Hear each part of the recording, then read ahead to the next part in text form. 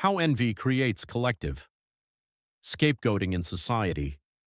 Why people sometimes punish those who threaten their insecurities. Why do certain people seem to attract hostility without having done anything wrong?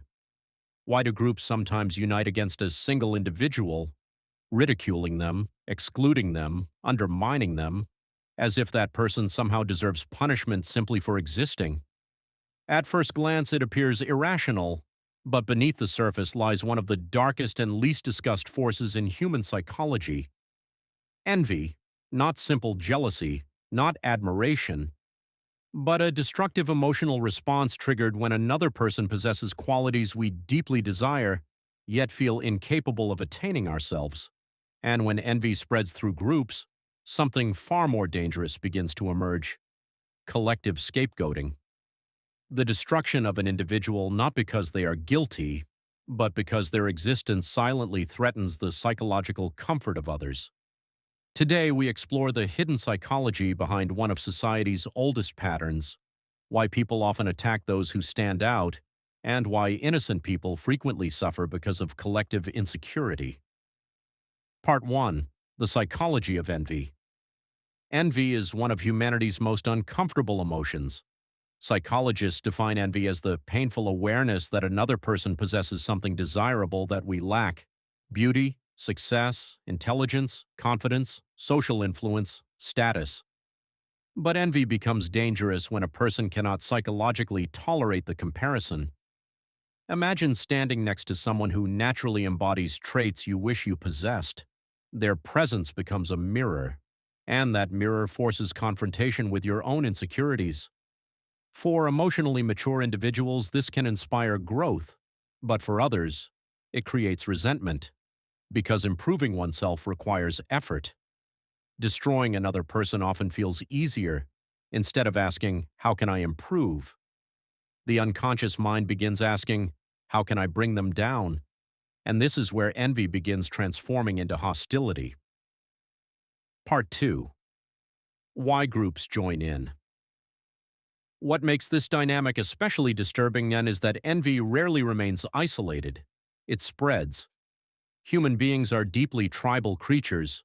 We constantly seek belonging within groups, and when one person becomes the target of criticism, others often join in without fully understanding why.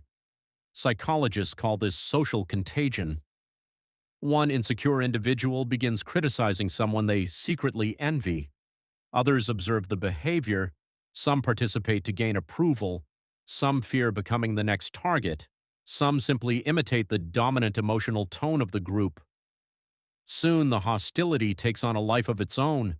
The original reason no longer matters. The group has unconsciously selected a scapegoat, a person onto whom collective frustrations can be projected, and once this process begins, cruelty becomes normalized. Part 3: The Scapegoat Mechanism. Throughout history, societies have repeatedly used scapegoating as a psychological release valve. When groups feel threatened, frustrated, insecure, or unstable, they search for someone to blame. Often this person has done nothing wrong. They simply stand apart. Perhaps they are unusually gifted. Perhaps they possess confidence others lack. Perhaps they refuse to conform, and their very existence becomes psychologically uncomfortable. French philosopher René Girard argued that societies maintain internal cohesion by uniting against a common target. When tension rises, people feel temporary relief by collectively punishing one individual. The scapegoat becomes a sacrifice, not because they deserve punishment, but because punishing them creates emotional unity within the group. The disturbing truth is this: groups often bond more easily through shared hostility than shared virtue. Part 4: Real-world examples. History gives us countless examples. Inventors mocked before changing the world.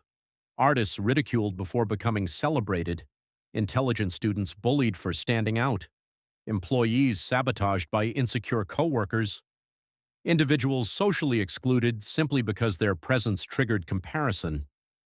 We often assume persecution happens because someone is weak, but sometimes the opposite is true. Sometimes people are targeted precisely because they possess qualities others deeply admire, yet resent. Society frequently claims to celebrate excellence, but psychologically, excellence can provoke discomfort because exceptional individuals force others to confront unrealized potential within themselves, and not everyone welcomes that confrontation.